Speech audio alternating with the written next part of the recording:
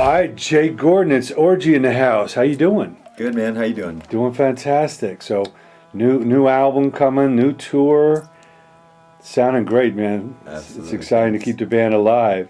Would you take us back a little bit? What were the things that got you into music? Early on. Where there's some bands or somebody turned you on to playing an instrument or Yeah, singing? my dad and my whole family is really musicians. My dad was, my godfather is Sly Stone, Sly and the Family Stone. My dad, was always into music, and so from a little kid, I was up on stage with those guys, playing with the tambourine and doing shit like that.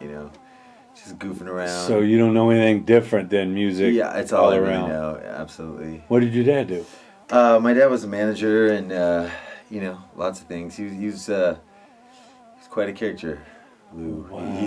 He still works with the band now, actually, as well. So. That's great. Yeah, Sly Stone, man. There must be some stories there. Oh yeah, good old Sly. Wow. So it started.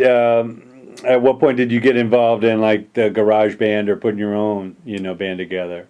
You mean GarageBand the software? No, I mean no. the real garage band. I mean, I was in like some really wacky little like high school band, and that was just kind of whatever, up in San Francisco. And then I don't know, I tried every instrument for a minute, drums, bass, blah blah blah blah.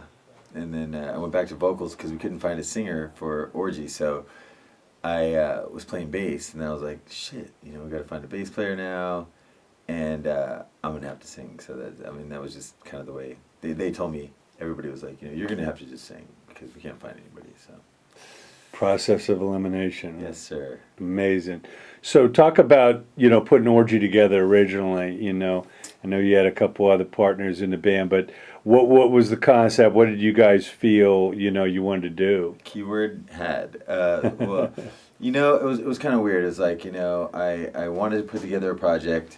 And, the original band members were all, available. So I kind of just, was playing with Ryan Shuck in this band, kind of like a derivative of sex art from the Korn era, things like that. And we didn't really have a name or anything. We were just kind of jamming around. And then I decided with Josh Abraham that I was going to put a band together and do this, And so I just landed on the name Orgy one day. And blah blah blah blah blah, and here we are. I mean, could you believe that no one already had the name Orgy? I mean, yeah, I could believe it because it's not exactly the most marketable. You're not going to get a lot of sponsorships with that name, which is kind of why I went with it too. Just to keep it a little less corporate, I guess. Kind of defined. Looking back now, when having kids and stuff, you're like, whoa. That was maybe not the brightest thing in the world. My son going to school with his Orgy laminate on, giving him to his friends, Sure. So now how did that involve by getting Jonathan Davis involved in the whole elementary, deal? Well, how did it evolve? Yeah. Oh, How did he get involved, or how did the group originally get that deal? I was really, really close with Korn. They would come to, play all the clubs up in Hollywood and stuff like that. And I became really good friends with Jonathan, and over time put the band together. Had Peter, the manager, come down.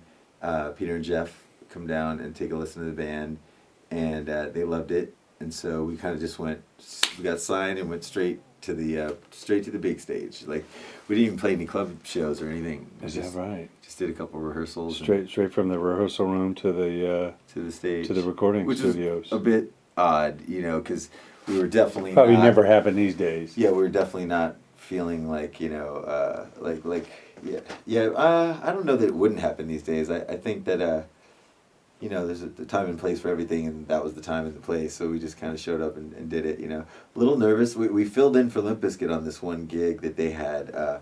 Was our first show.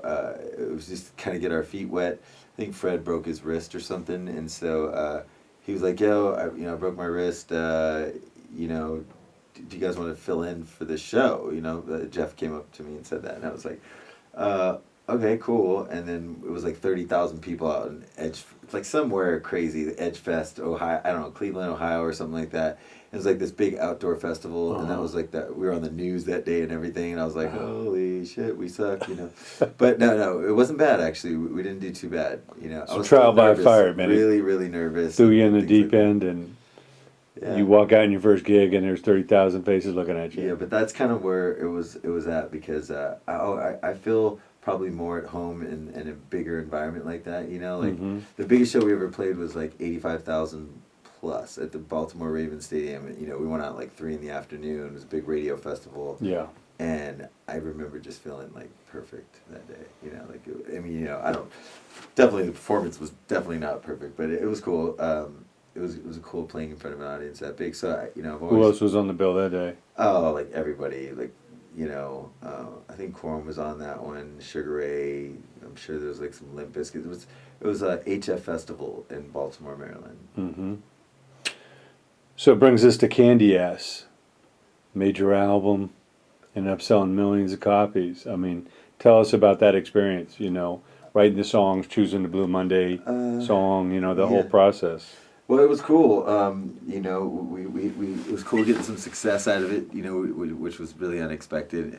You know, I had a feeling that the Blue Monday thing would do something. I just wasn't exactly sure. You know, and you know, and then it's really weird. You know, people are like, you know, well, you sold all those records on a cover song, which is partially true, but at the same time, it's like. We wrote some other songs that were also like top 10s and you know 5s and stuff like that. So that was cool. You know, it was just I had no idea really how good that song would do. You know, Right place, right time, right video. right place, right time. You know, it was just kind of that time for that. You know, the whole '80s resurgence, like you know, just kind of kicked it up a notch. K-Rock jumped on it. Yeah, you know, so everybody kind of liked it and kind of rolled with it. So yeah, but you had your own songs, stitches, everything else. Yeah. I wouldn't change it, you know, for the world because we retired that video and stitches at like number 1 and 2 on the countdown, you know, TRL. So yeah. So you know, at the time that was what had the momentum. So you know. Sure. I mean, coming out of the gate, the first album, you barely played any shows, and now all of a sudden you got a hit on your hand. I mean, is that daunting to deal with? Is there a lot of challenges that come with that? Sure. I think that I'd been around the entertainment industry for so long now that like, you know, I don't think it really fazed me back then. I mean, thinking about it now, you know, it was like, whoa, crazy! I can't believe we did some of those things, you know. But it was cool.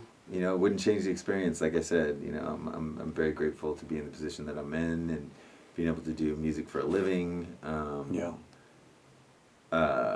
I say that with a bit of hesitation, but no, you know, I'm just because you know how the everybody knows how the industry is. You know, it's like it's real volatile, and it's like it's the toughest occupation I think by far. You know, to try to create and you know, see if you can just hang in there and weather the storm. And you know, there was a big storm for a long time. You know, sure. But it's in your DNA, you know, it's what you love to do. Absolutely. Talk about, obviously, you had to follow that up. There's a lot of challenges to try and top, you know, a massive album and a hit like that. And eventually you took this independently where you are now, where it's a lot more realistic, you know, as far as the, you know, the sales or your shows, not a lot of middlemen that you got to feed, you know. You mean...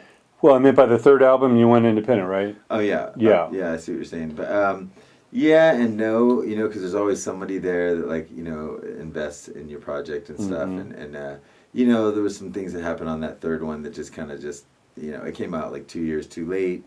There was a whole bunch of misfires on that third record. But, you know, it was just the time, you know, again, just, like, as fast as you get in there, the faster that, like, you know, weird things start happening and, you know, you're like gone the next day, you know what I mean? And so we, rather than just go completely gone, I just kind of just took a break for a long time and, you know, tried to put the band back together to get some, you know, touring going again and stuff like that.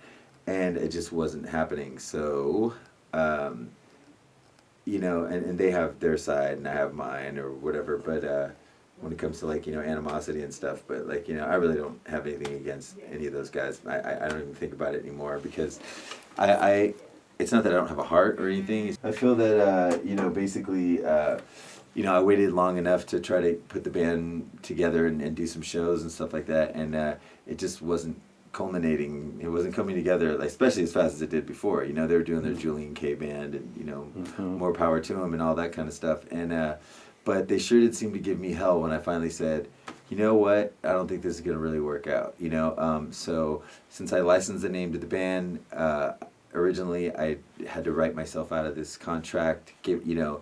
And basically give everybody like a 30-day notice that, like, you know, we're terminating the partnership and I'm going to move forward with the name, basically. And, you know, I get them having some, like, you know, hostilities and stuff like that towards me, maybe, but it was a decision I had to make. It's like, you know, it would be one that any of them would have made themselves, you know, like, I don't see, you know, them putting that past themselves at all. You know, if they had to do, you know, I mean, they've made some decisions like that before. But it's easy to call me out, I guess, or at least, you know, that's the general consensus. You know, it's easy to place blame on somebody, and so. But I started the band, and you know, I'm entitled to do kind of what I'd like to do, and I never really intended on getting, you know, a whole new band and everything else. But you know, bygones be bygones. I moved on. And this was, I felt like, was my only alternative, unless I wanted to wait around another couple of years or something. You know, it just felt like it was going to take forever. So I feel like I did the right thing. The new band is so good, and now we're starting to get to this level where everybody's starting to really play good together, and we're starting to really know each other and stuff like that. You know, it was a little shaky because I was at first, you know, because I was just unsure of how it would work. You know, so. We'll talk about putting the new unit together. Who's playing with you, and what strengths do they bring to the band? Well, you know, Carlton Boss, he was in Dead Z, and we started out with him, Ashburn Miller, who was also in Dead Z. He was playing guitar as well, and then Nick Speck on bass, who's a guy from, you know, plays in a bunch of local bands, Run Run Run, and some drag queen band that's a trans. I always forget their name. I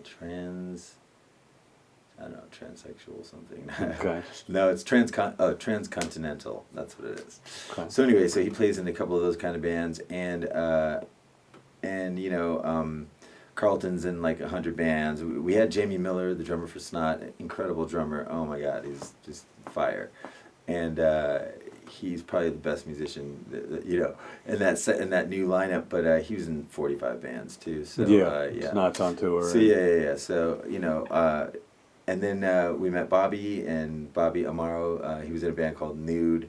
Really good drummer, really cool guy, seriously good band member, and you know. He's really enthusiastic, you know, and he's always lighting the fire, you know, ready to go. So amazing. Yes. So I know you're gearing up for the new tour. What can you tell us about the new album?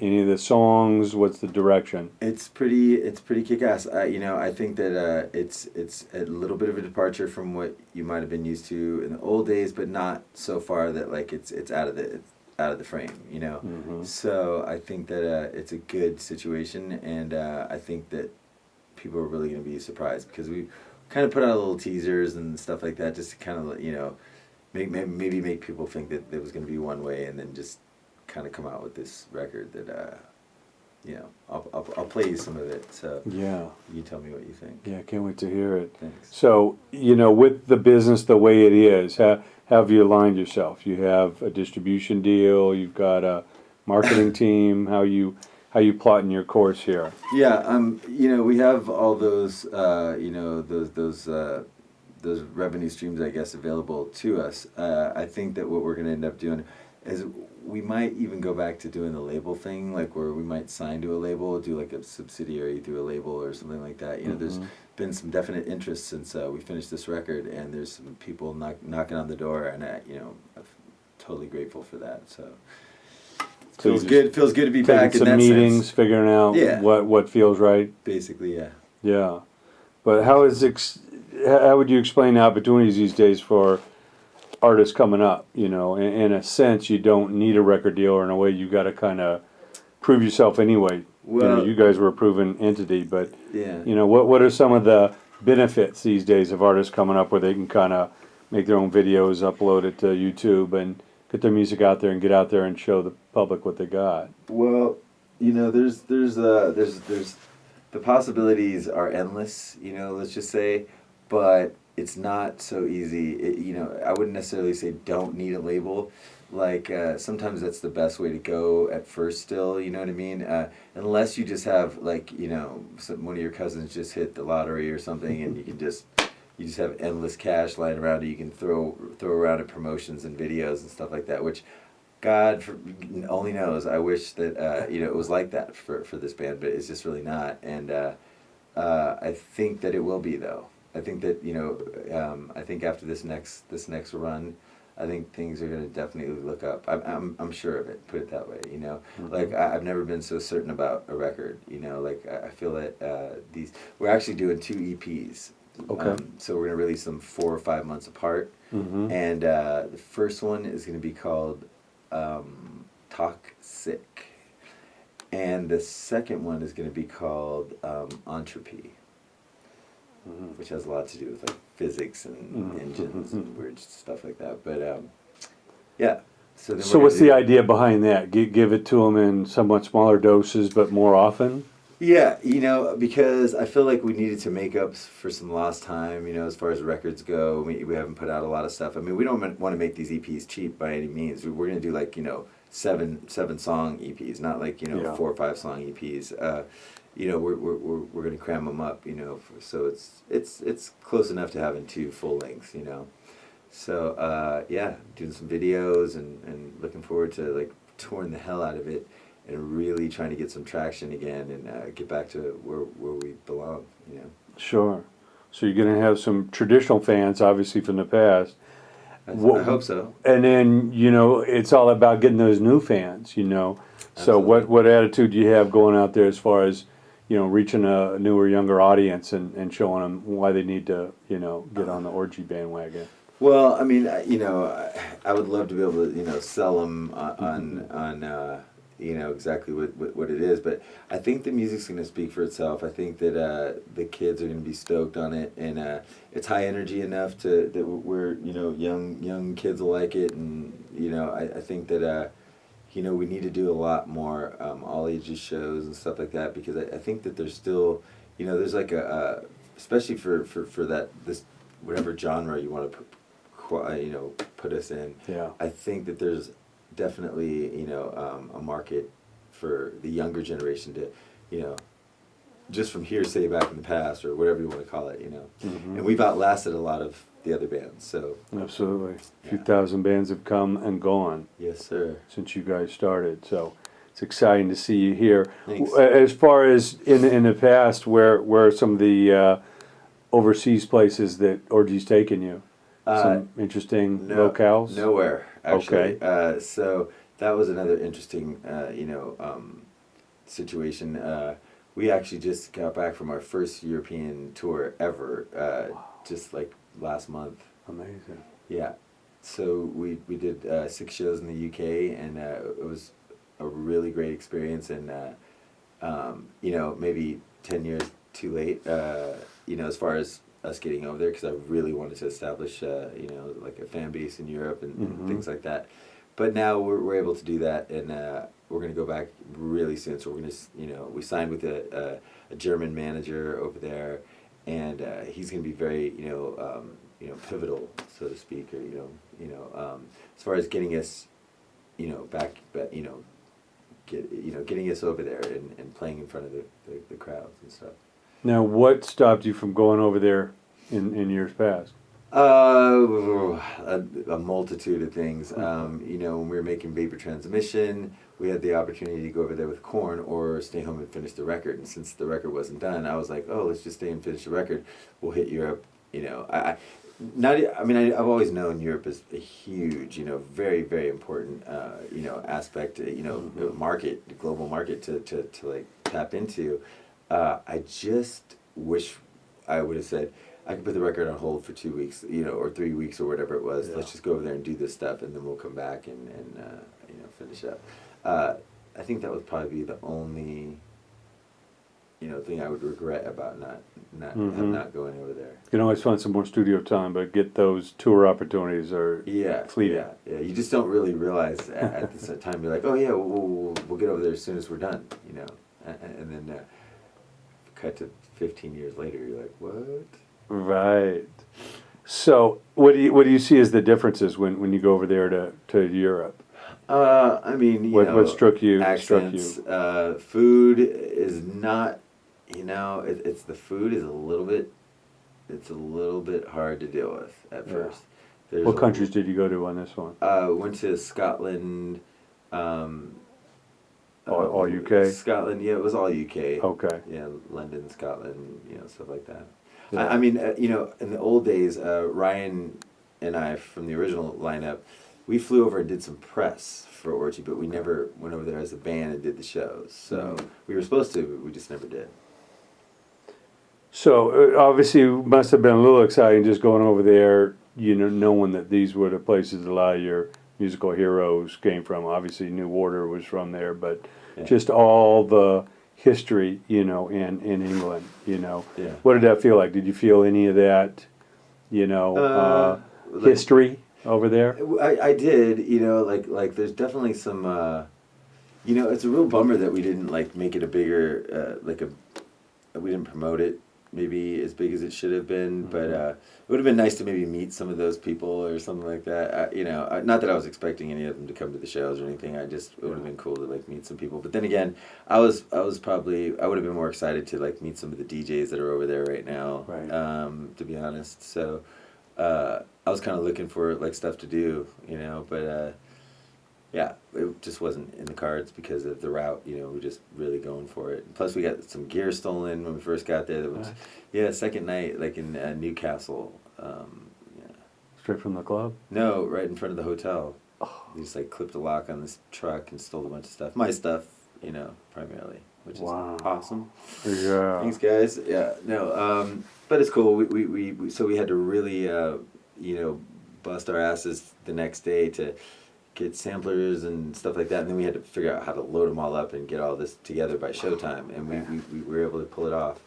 Wow, it's amazing stuff. Yeah, Carlton did that. Thanks, Carly. So the global markets are more of a focus along with America from here on out? Yeah, definitely. We'll get over to Australia. Yeah, or I mean, the UK, Latin America. Germany, and Latin America are all going to be, they're gonna know as we know. You know what I'm saying? So why go with the German manager? What was about him that struck you? Hank from Black Mob. He's the guy over there. A lot of people say really good things about him and whatnot. And we were just looking to obviously expand the horizons a little bit. And he seemed like the right fit. So we decided to do that so we can. Have some connection, or have some kind of ground, link to that area, that region, so he's the guy. Wow. Well, it's a great market over there, and Yeah. definitely should, embrace you guys with open arms. Yeah, I mean, it seemed like they were really happy with the first round of shows. I think that that'll generate some buzz and get people to come back, because we went over there to to really earn it. Yeah. So. Well, I know in some of the early days, you guys, you got a song on the Zoolander soundtrack, and you appeared in the TV show Charmed. How did some of that stuff come about? Just through having managers with connections and things like that. Obviously the firm was huge, and they're now Prospect Park now, or whatever they are. But yeah, so I, having really good managers were Jeff Quantis was genius, and Peter Katz is awesome dude, genius in his own right. They just kind of made it all happen. Yeah. And what was so great about them? They're innovators. They're forward thinking. No, they're just ballers. They just go.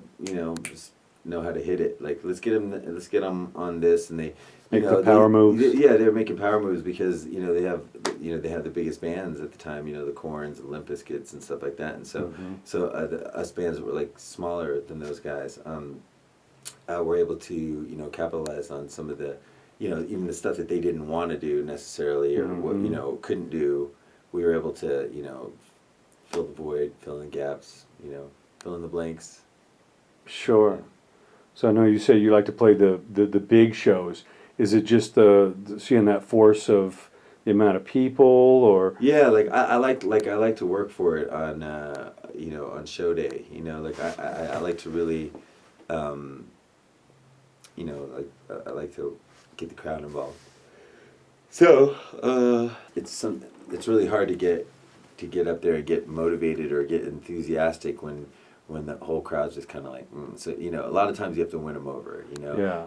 And I actually enjoy doing that, which is kind of crazy because it seems like a lot of work, but it seems to work out. So Well, fantastic. So I know with the new album, you get back on the road. You got the new band and the new, you know, new album. What are some of the uncharted territories for you besides going to some of these faraway lands? What else is left for Orgy to conquer? What's on your horizons? well, I mean, there's still a couple of venues I don't want to play, like Madison Square Garden. I've always wanted to play there. I also want to do festivals in Europe. Like, it's very important for us to get on those festivals, and you know, baby steps. We're just gonna get in there and kill it as hard as we can until we get some recognition and we start getting people to, you know, get us on those festivals. That's really where my head's at. And do Japan and things like that, like things that we've never done. Latin America, of course, and Spain and places like that. You know, Sure. just want to play all over. Fantastic. Now I know through all you've been through, all you've seen in this business, what advice do you give to those young songwriters, the young guys? I mean, because it's, in a sense, it's never been easier to get some gear and make a recording and post it up, but then again, to stand out is more daunting.